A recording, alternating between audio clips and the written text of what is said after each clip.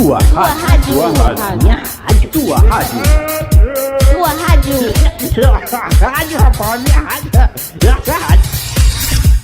Uma perfuração no solo próximo à barragem do Córrego do Feijão, em Brumadinho, Minas Gerais, foi o gatilho que levou ao rompimento da estrutura da Vale em janeiro de 2019. Essa foi a conclusão de uma perícia contratada pela Polícia Federal que teve o resultado divulgado nesta sexta-feira. O rompimento causou a morte de 259 pessoas.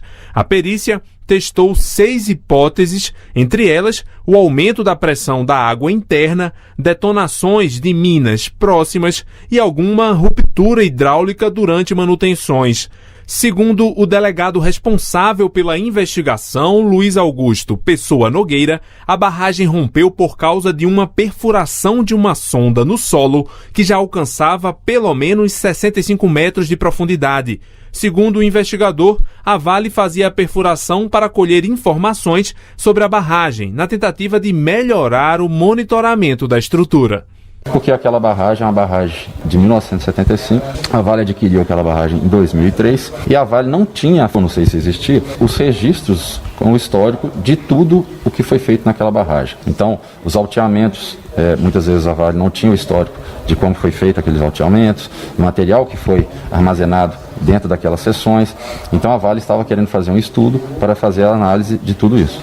Ainda de acordo com o delegado, a empresa deveria ter analisado melhor o resultado da primeira etapa do estudo antes de fazer as perfurações. O que a gente entende é que a Vale deveria primeiro ter processado as informações da primeira etapa desse processo para aí verificar qual seria a melhor técnica para fazer essa análise de todos os materiais, de todas as seções. Ela não processou as informações da primeira etapa que foi feita. A Vale recebeu, mas não processou essas informações.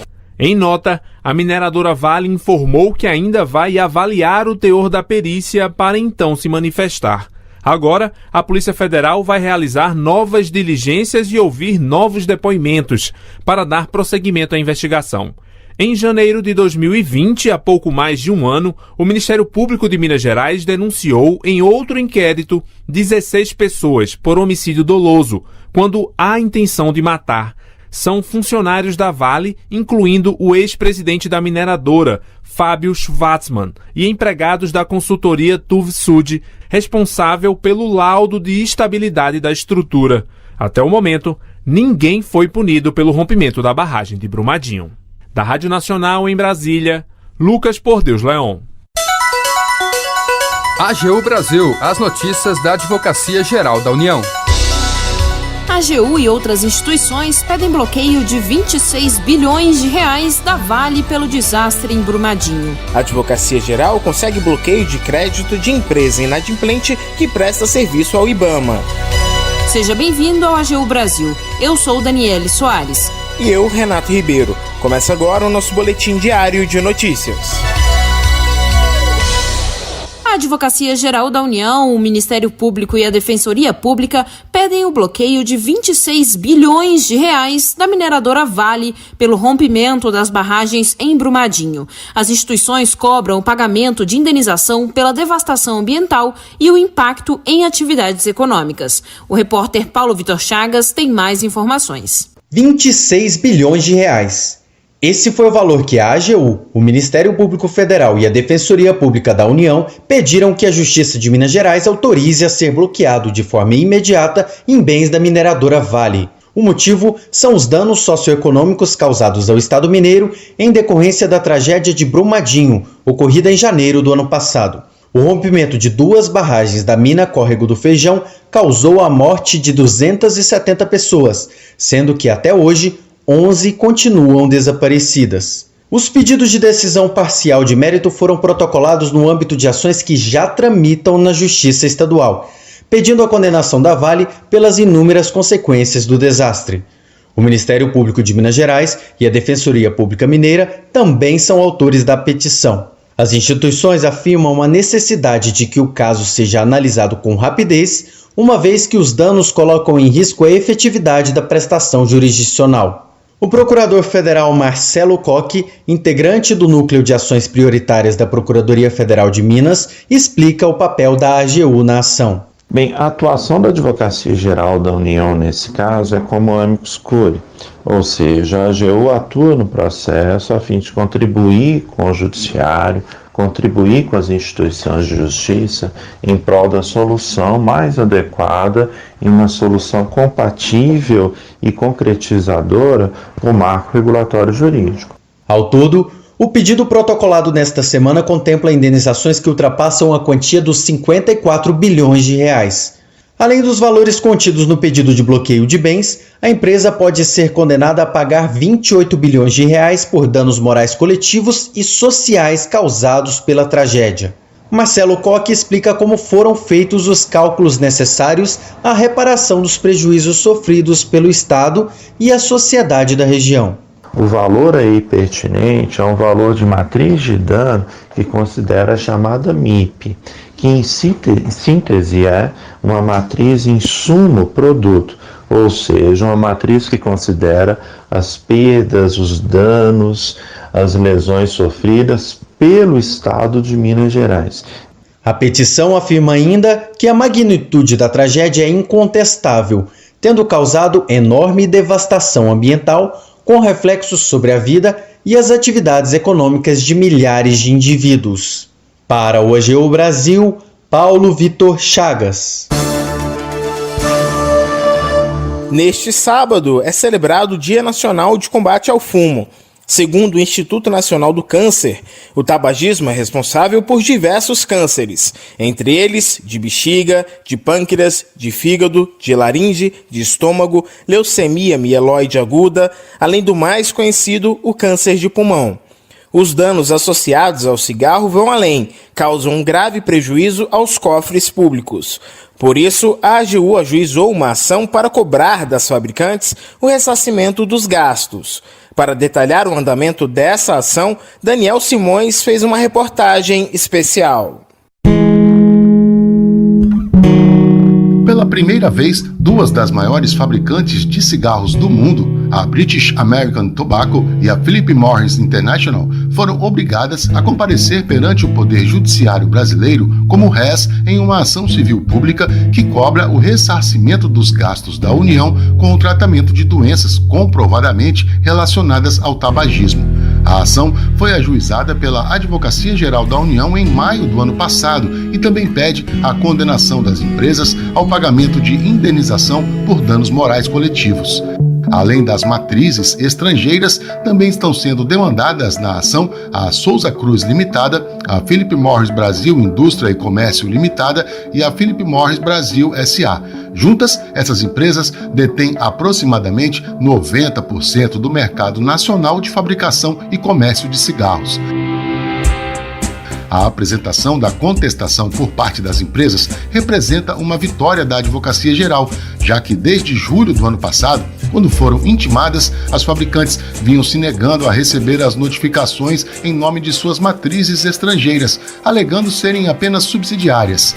Com esse argumento, as empresas chegaram a pedir a suspensão do processo, o que foi negado pelo Tribunal Regional Federal da 4ª Região. O TRF acatou os argumentos da AGU de que as empresas brasileiras são os braços operacionais de suas controladoras internacionais. O advogado da União, Vinícius Fonseca, que atua no caso, explica a importância da decisão que levou as fabricantes a comparecerem perante a Justiça. Os danos nós percebemos aqui e os lucros acabam indo para o exterior. Então, quem obtém o proveito da atividade desenvolvida aqui no Brasil, ao fim e ao cabo, é a matriz, né? E a matriz é estrangeira. E por isso é importante que esses grupos estejam aqui, respondam ao processo no Brasil, porque, além de tudo, por organizarem e conduzirem o negócio estrategicamente, todos os atos que a AGU demonstra e comprova na ação, os atos de omissão, de informações, de manipulação de informações, de publicidade abusiva, tudo isso foi conduzido por esses grupos estrategicamente. E assim é não só no Brasil, mas ao redor do mundo. A ação movida pela AGU é pioneira na responsabilização judicial de grupos transnacionais no Brasil. A Advocacia Geral pede o ressarcimento dos gastos da União nos últimos 5 anos com o tratamento de pacientes portadores de 26 doenças associadas ao cigarro. A AGU também solicita a reparação proporcional dos custos que a rede pública de saúde terá nos próximos anos com os tratamentos desses pacientes. A Advocacia Geral sustenta que a comprovação dos prejuízos do cigarro à saúde é possível por meio do chamado nexo causal epidemiológico, que conta com provas científicas para apurar o percentual de relação direta entre cada doença e o tabagismo. A ação tramita na Primeira Vara Federal de Porto Alegre, no Rio Grande do Sul. Como todas as empresas já apresentaram suas defesas, a Advocacia Geral aguarda despacho da juíza para que possa apresentar réplica às contestações. Há ainda a possibilidade de que seja realizada uma audiência preliminar entre as partes.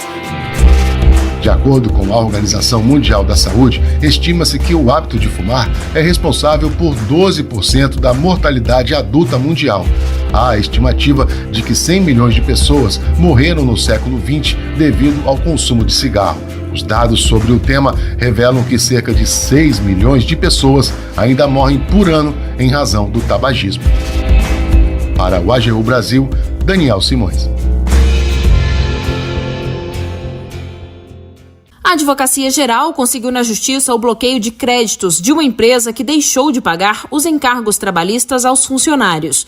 A companhia presta serviço ao IBAMA. Saiba mais sobre essa atuação na reportagem de Wesley McAllister. Uma empresa que prestava serviço de vigilância ao Instituto Brasileiro do Meio Ambiente e dos Recursos Naturais Renováveis, o IBAMA, descumpria obrigações contratuais e não pagava os encargos trabalhistas aos funcionários.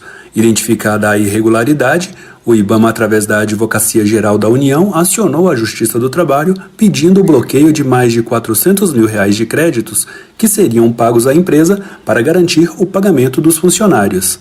É o que detalha o Procurador Federal, Albino Luciano Gogin, que atuou no caso.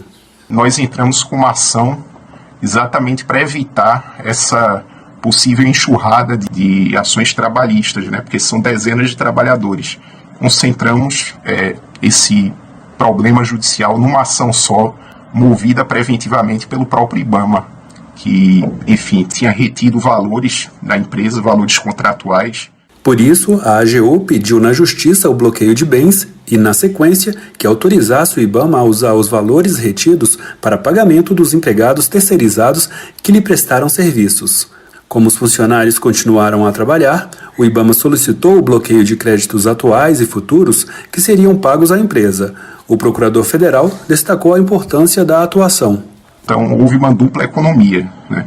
Houve a economia, obviamente, de não pagar esses valores aos quais poderia ser condenada, como também houve uma economia processual, ou seja, foram dezenas de ações que deixaram de ser ajuizadas, desafogando o Poder Judiciário por conta dessa atuação proativa.